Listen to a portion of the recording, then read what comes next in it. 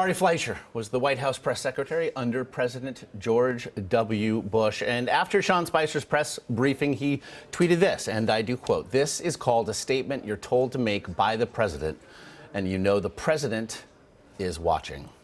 Ari Fleischer, good enough to join us. Ari, great to see you again. First of all, we heard Kellyanne Conway call that which Sean Spicer delivered alternative facts.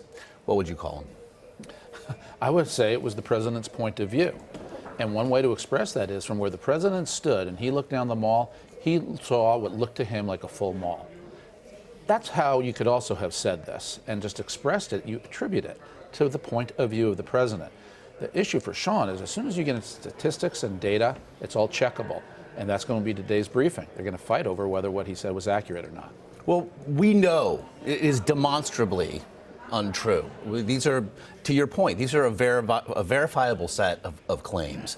I wonder then, because a lot of people have pointed out this is, relatively speaking, an insignificant issue. Yep, Certainly sure didn't seem deserving of a subject of a first press briefing followed by no questions. What sort of precedent does this set, however insignificant? Well, for the Trump administration, it sets a precedent of a rocky start with the press corps. Now, a rocky start with the press corps, does that matter to the public? We'll find out. But here's how I saw it.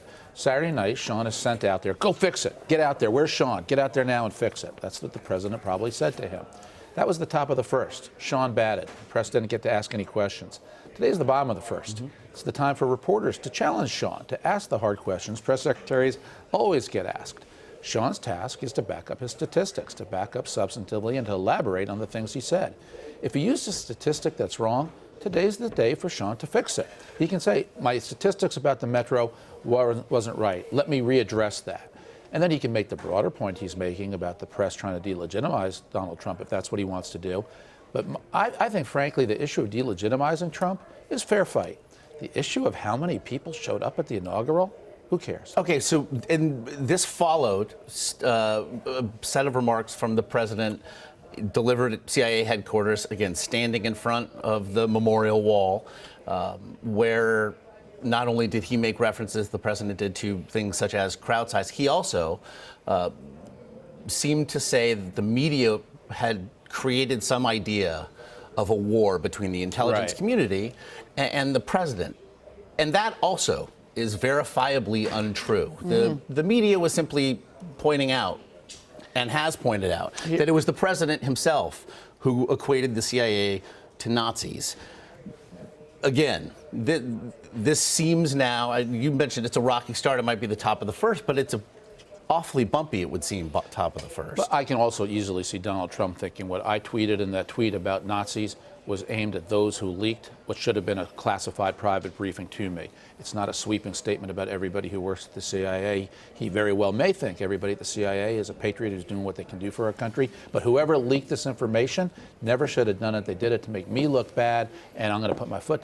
So, look, I think people have got to stop immediately leaping to the accusation that the people that you oppose are liars or are immoral. There's always some area of gray in these issues. And we're in an era now where everybody thinks the worst of the other party. I try never to do that. There's usually reasons for people to say what they say, and you have to go beyond a tweet.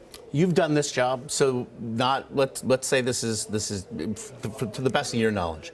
Sean Spicer goes out, delivers that statement, takes no questions, heads back in. What do you think the feeling was in the White House afterward? I think, first of all, the press was absolutely stunned, jaws open. I think Sean walked into the back of the White House there and got attaboy, pats on the back. The White House is from Venus and the press corps is from Mars. Which is also what you tweeted. That's correct. Do we have to find a planet that everybody can live on together then? Well, they're traveling the world together. And what I hope is that things calm down. Not everything needs to be instant confrontation. There are days when, yes, there will be confrontation. But there are more days than not when the press secretary's job and the press's job is to just have a quiet briefing of substance, facts, and ideas. Along the way, the press secretary has got to be respectful of the press, which I know Sean can be, and the press always needs to be neutral, fair, and accurate. Before I let you go, I want to ask you an issue about the president's tax return, something Kellyanne Conway was asked about in an interview yesterday. I want to get her response and get your thoughts on the other side. He's not going to release his tax returns. We litigated this all through the election. People didn't care. They voted for him. And let me make this very clear. Most Americans are very focused on what their tax returns will look like while President Trump is in office, not what his look like. We were told by the president himself that he would release these returns after the audit was concluded. That's certainly not what Kellyanne Conway said there. Also, a Washington Post ABC News poll out last week shows that people do care. 74%, in fact, want to see the returns. 49% of Donald Trump's supporters want to see these returns. And if we're just parsing the idea of what litigate means, which is we asked over and over again and we were told certain things over and over again, what do you make of this stance at current? Well, I saw a news report early this morning saying the White House has now walked back what Kellyanne said and that they will actually release them after the audit, as Donald Trump always indicated.